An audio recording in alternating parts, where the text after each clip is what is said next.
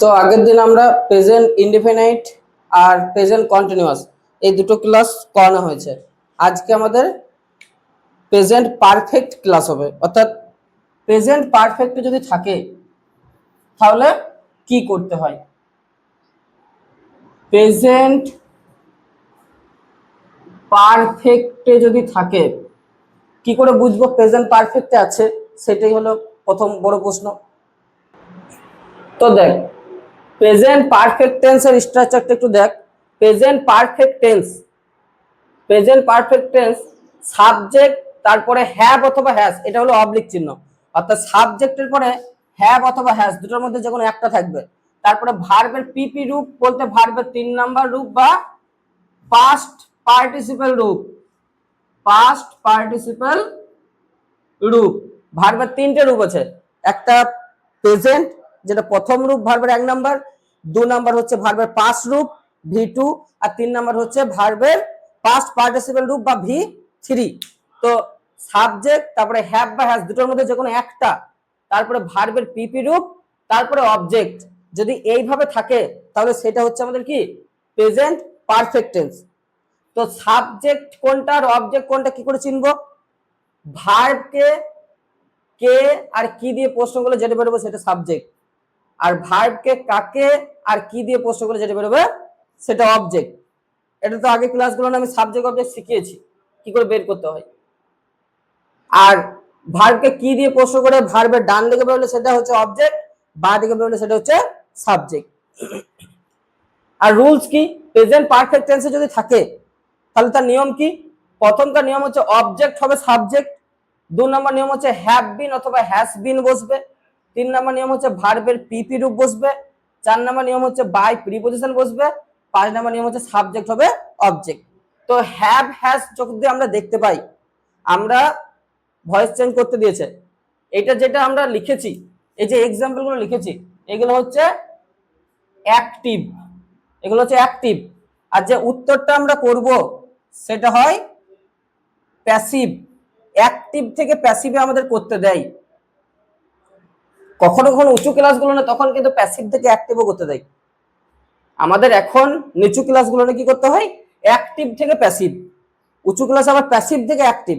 তো অ্যাক্টিভ থেকে প্যাসিভটা যদি আমরা ঠিক করে শিখি তাহলে আমরা প্যাসিভ থেকে অ্যাক্টিভ করতে পারবো। সবই ওই কি করে প্যাসিভ থেকে অ্যাক্টিভ করতে হয় ওগুলো পরের ক্লাসে শিখাবো, এখন শুধু অ্যাক্টিভ থেকে প্যাসিভ করাটা শিখ। তো এই হচ্ছে রুলস। আর সাবজেক্ট থেকে অবজেক্টে যাওয়ার সময় যে পরিবর্তনগুলো হয় সেগুলো এইটা, আই মি হয়ে যায়, হি হিম হয়ে যায়, সি হার হয়ে যায়, উই আস হয়ে যায়, দে দেম হয়ে যায়, ইউ ইউই থাকে। তো এই যে উদাহরণগুলো আছে সেগুলো আমরা এবারে দেখব। I have done the deed, আমি কি করে বুঝবো প্রেজেন্ট পারফেক্ট টেন্সে আছে? প্রেজেন্ট পারফেক্ট টেন্সে আছে বোঝা খুবই সহজ। হ্যাভ বা হ্যাসের মধ্যে কিছু রয়েছে কিনা আমরা দেখব। রয়েছে বাক্যে হ্যাভ বা হ্যাসের মধ্যে হ্যাভ রয়েছে, তারপরে মেন যে ভার্ব এগুলো হচ্ছে হেল্পিং ভার্ব, হেল্পিং ভার্ব এইগুলো।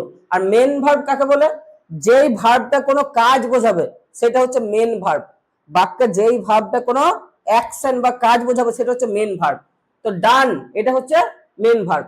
তো হ্যাভ বা হ্যাজ থাকবে, তারপরে যদি দেখিস ভার্বের 3 নাম্বার রূপ অর্থাৎ পাস্ট পার্টিসিপল বা ভার্বের 3 নাম্বার রূপ বা ভার্বের পিপি রূপ থাকে তাহলে জানবে সেটা প্রেজেন্ট পারফেক্ট আছে, এবং তখন এই নিয়ম অনুযায়ী আমরা করব।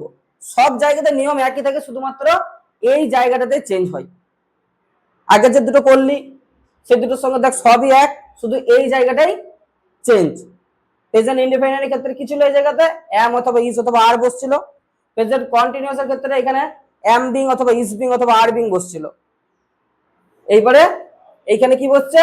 প্রেজেন্ট পারফেক্টে হ্যাভ বিন বা হ্যাজ বিন বসছে।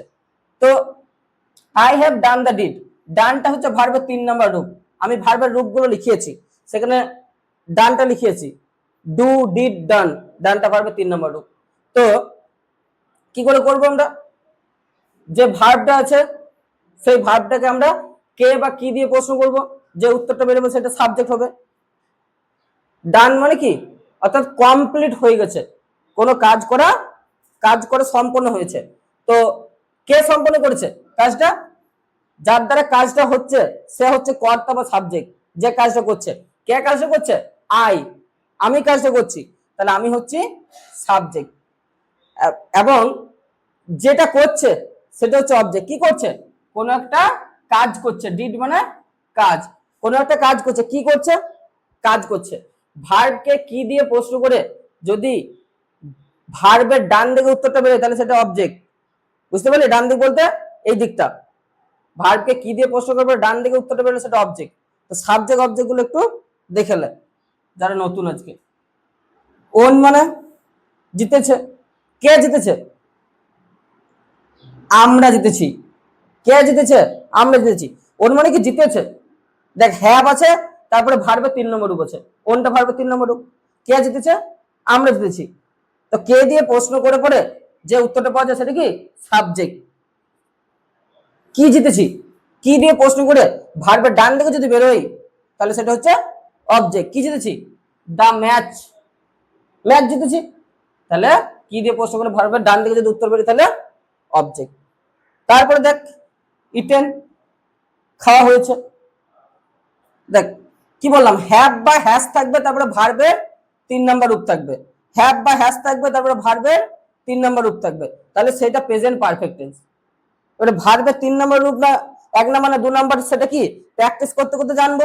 আর যেইগুলো আমি লিখিয়েছি সেইগুলোকে আমি বলেছি করতে কয়েকবার, বাকি প্র্যাকটিস করতে করতে আমরা বুঝতে পারবো।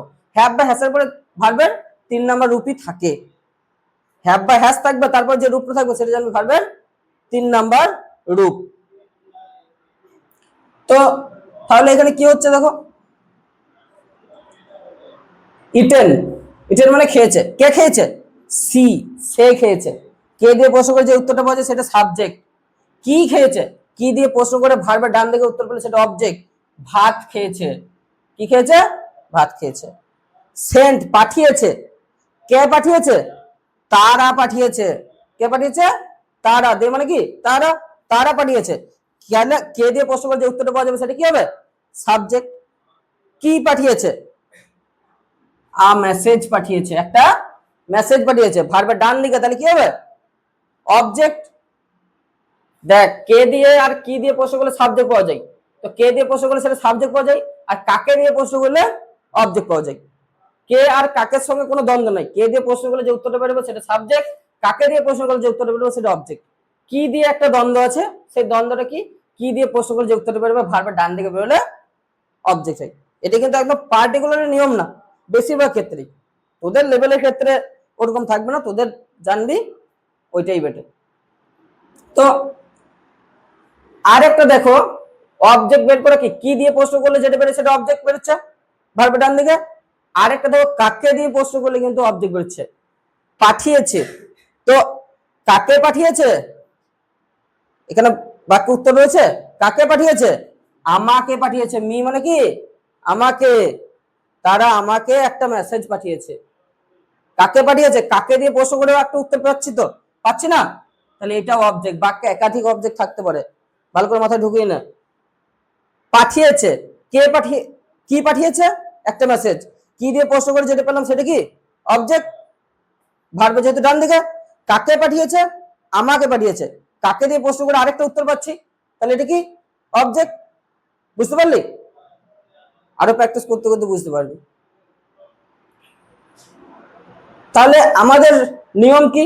হ্যাভ বা হ্যাজ, তারপরে হ্যাভ বা হ্যাজ থাকবে এবং তারপরে ভার্বের 3 নম্বর রূপ থাকবে, তাহলে সেটা প্রেজেন্ট পারফেক্টে আছে। এবং তারপরে আমরা রুলস অনুযায়ী কাজ করব। ভয়েস চেঞ্জের প্রথম রুলস কি? অবজেক্ট হয় সাবজেক্ট, তাহলে অবজেক্ট কি আছে? দা ডিড, তাহলে দা ডিডটা প্রথমে বসাবো। টিটা বড় হাতের হবে, এখানে ছোট হাতে আছে, মাঝে আছে, কিন্তু এখানে প্রথমে লিখছি ছোট হাতে বড় হাতে, ভুল করিস না। তাহলে অবজেক্ট সাবজেক্ট হিসেবে এলো। তারপরে রুল কি? হ্যাভ বিন বা হ্যাজ বিন বসবে। তো হ্যাভ বিন বা হ্যাজ বিন কোথায় বসে সেটা আমাদের জানতে হবে, নাহলে আমরা কি করে পারবো? টুকবি পরে, আগে সব দেখে তারপর টুকবি। তো হ্যাভ আর হ্যাজ যেখানে বসে, হ্যাভ বিন হ্যাজ বিনও সেখানেই বসবে। হ্যাভ কোথায় বসে আর হ্যাজ কোথায় বসে? হি, সি, কোন নাম, অর্থাৎ এক বচনের পর হ্যাস বসে। এক বচনের পর কি বসে? হ্যাস। আয়ের পরে হ্যাভ বসে। আর বহু বচনের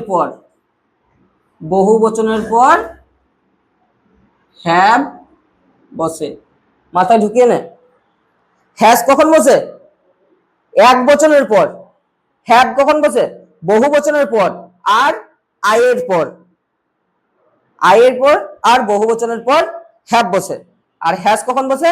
এক বচনের পর। তাহলে এক বচন বহু বচনটা আমি বলেছি। এক বচন কোনটা? যেটা একটা বোঝায় শুধু। আর বহু বচন কোনটা? যেটা একটার বেশি বোঝায়। সে দুটো হোক, 10টা হোক, 10,000 হোক বা 1,00,000 হোক, যত হবে হোক। একটা বোঝালে এক বচন, একের বেশি বোঝালে বহু বচন। যদি কোনো শব্দের সঙ্গে যদি দেখিস কোনো নাউনের সঙ্গে এস বা ইএস আছে, কোনো নাউনের সঙ্গে এস বা ইএস লেগে আছে, তাহলে সেটা বহু বচন। তো তাহলে অবজেক্ট হবে সাবজেক্ট। অবজেক্টকে সাবজেক্ট হিসেবে নিয়ে এলাম, প্রথম রুলস। তারপরে রুলস কি? হ্যাভ বিন বা হ্যাজ বিন বসবে। হ্যাভ যেখানে বসে, হ্যাজ যেখানে বসে, have been R has been সেখানে বসে। হ্যাভ কোথায় বসে বললাম? আই আর বহু বচনের পর। হ্যাজ কোথায় বসে? এক বচনের পর।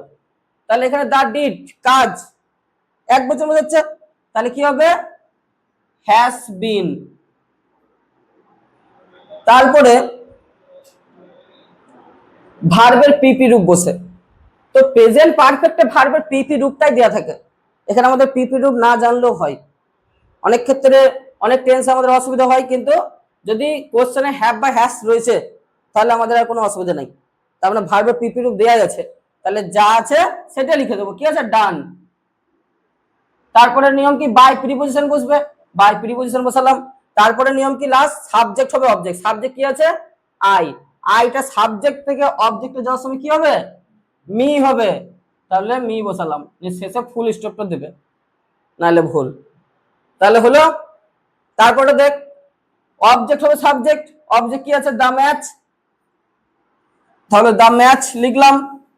তারপরে কি আছে? হ্যাভ বা হ্যাজ বিন বসবে। হ্যাভ বিন বা হ্যাজ বিন। তো দা ম্যাচ এক বচন, তাহলে কি বসবে? Has been. কারণ এক বচনের ক্ষেত্রে কি বসে? হ্যাজ বসে। তারপরে কি হবে? ভার্বের 3 নম্বর রূপ। এখানে ভার্বের 3 নম্বর রূপ দেওয়াই থাকে। ভার্বের 3 নম্বর রূপ। তারপরে বাই প্রিপোজিশন লিখলাম। সাবজেক্ট হবে অবজেক্ট। সাবজেক্ট আছে উই। উই সাবজেক্ট অবজেক্টে যাওয়ার সময় কি হয়ে যাবে? আস। তো তারপরে দেখ, অবজেক্ট কি আছে? রাইস। তাহলে প্রথম কি? অবজেক্ট হলো সাবজেক্ট। তারপরে has been R have been বসবে, দুটোর মধ্যে একটা। এক বচনের ক্ষেত্রে কি বসে? Has been. তাহলে রাইস কি হবে? Has been. তারপরে ভার্বের 3 নম্বর রূপ বসবে। তারপরে বাই প্রিপোজিশন বসবে। তারপর সাবজেক্ট হবে অবজেক্ট। সাবজেক্ট সি আছে, অবজেক্টে যাওয়ার সময় কি হবে? কি হবে রে? বল। লেখা রয়েছে জল জল করে। কি লেখা রয়েছে? সাবজেক্টে যদি সি থাকে, অবজেক্টে যাওয়ার সময় কি হবে? হার হবে। এস মানে সাবজেক্ট, ও মানে অবজেক্ট। তাহলে কি হবে? সিটা হার। বুঝতে পারছিস না? তারপরে দেখো, অবজেক্ট এখানে দুটো আছে, তাহলে কোন অবজেক্টটা নিয়ে কাজ করব? যে কোনো একটা অবজেক্টকে ধরলেই হবে। ঠিক আছে? দুটো অবজেক্টকে বসাবো না। অবজেক্ট হবে সাবজেক্ট, দুটো অবজেক্ট কিন্তু বসাবো না, যে কোনো একটাকে বসালেই হবে। তাহলে এই অবজেক্টটাকে, প্রথমে যে অবজেক্ট আছে সেটাকেই ধরি। মি।